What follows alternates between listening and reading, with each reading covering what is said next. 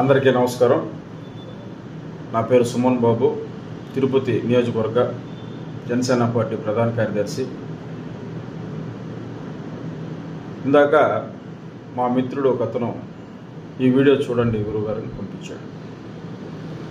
అది చూస్తే KA Paul గారు రాష్ట్ర ఉప ముఖ్యమంత్రి మా అధినేత శ్రీ పవన్ కళ్యాణ్ గారిపై కొన్ని ఆరోపణలు చేయడం జరిగింది. ఎందుకంటే ఈ మధ్యన పవన్ కళ్యాణ్ రెచ్చగొట్టిన మాట్లాడాడే, అందుకు ఇది జరిగిందని. ఆయన ఎవరో పాస్టర్ గారు బైక్లో హైదరాబాద్ నుంచి కొవ్వూరుకు వెళుతూ టోల్ ప్లాజా దాటిన దగ్గర ఆయన యాక్సిడెంటో లేకపోతే అదేదో మొత్తానికి చనిపోవడం జరిగింది. దాని మీద నిజ నిర్ధారణ చేయాలి, దోషులను పట్టుకోవాలి, దోషులను కఠినంగా శిక్షించాలి అని అనడంలో తప్పేం లేదండి. ఆ పాస్టర్ గారు చనిపోవడానికి కారణం మా అధినేత పవన్ కళ్యాణ్ గారు అనటం చాలా తప్పు అండి. పాల్ గారు, మీరేదో ప్రపంచవ్యాప్తంగా తిరిగి పెద్ద మేధావి అని మీరు అనుకుంటుంటారు.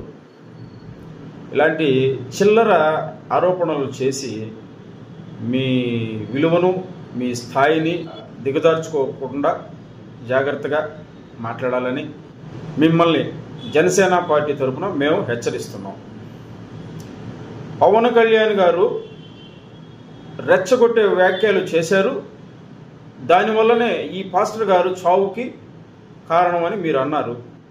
పవన్ కళ్యాణ్ గారు ఒక మతాన్ని దూషించినట్లు మీరు చూపించండి. కేఏ పాల్ గారు, పవన్ కళ్యాణ్ గారు రెచ్చగొట్టారు, ఒక మతాన్ని దూషించారని మీరు చెప్తున్నారు. అది ఏ మతం, ఎప్పుడు, ఎక్కడ, ఎలా దూషించారో మీరు మాకు నిరూపించాలి. లేదంటే చట్టపరమైన చర్యలకి మీరు బాధ్యులవుతారు. ఈ రాష్ట్ర ముఖ్యమంత్రి వర్యులు గౌరవనీయులు పెద్దలు శ్రీ నారా చంద్రబాబు నాయుడు గారిని, ఈ రాష్ట్ర డీజీపీ గారిని, రాష్ట్ర హోంమంత్రి గారిని నేను ఈ కేఏ పాల్ గారు చేసినటువంటి అనుచిత వ్యాఖ్యలు, రుజువులేని ఆరోపణలు, స్వయాన ఈ కేఏ పాల్ గారు ఆంధ్ర రాష్ట్ర ఉప ముఖ్యమంత్రి జనసేన పార్టీ అధినేతపై నోటుకొచ్చిన విధంగా చేసిన ఈ ఆరోపణలను విచారించి ఆయన రుజువులు చూపించకపోతే, ఆయన చెప్పినట్లు పవన్ కళ్యాణ్ గారి వల్లనే ఈ పాస్టర్ గారు చనిపోకుండా ఉన్నట్లయితే ఆయన మీద చర్యలు తీసుకోవాలి.